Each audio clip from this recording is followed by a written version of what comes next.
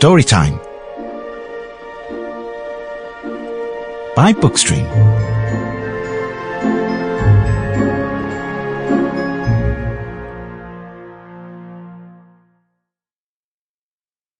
The Shoes of Fortune by Hans Christian Andersen.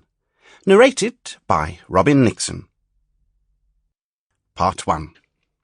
Every author has some peculiarity in his descriptions or in his style of writing. Those who do not like him magnify it, shrug up their shoulders, and exclaim, "There he is again." I, for my part, know very well how I can bring about this movement and this exclamation.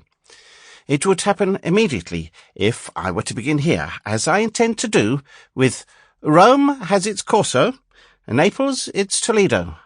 "Ah, that Andersen, there he is again," they would cry. Yet I must, to please my fancy, continue quite quietly and add, "But Copenhagen has its East Street." Here, then, we will stay for the present. In one of the houses not far from the New Market, a party was invited, a very large party, in order, as is often the case, to get a return invitation from the others. One half of the company was already seated at the card table.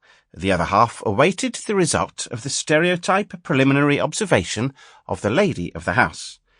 And now let us see what we can do to amuse ourselves. They had got just so far, and the conversation began to crystallize, as it could but do with the scanty stream which the commonplace world supplied. Amongst other things, they spoke of the Middle Ages. Some praised that period as far more interesting, far more poetical than our own too sober present. Indeed, Councillor Knapp defended this opinion so warmly that the hostess declared immediately on his side, and both exerted themselves with unwearied eloquence.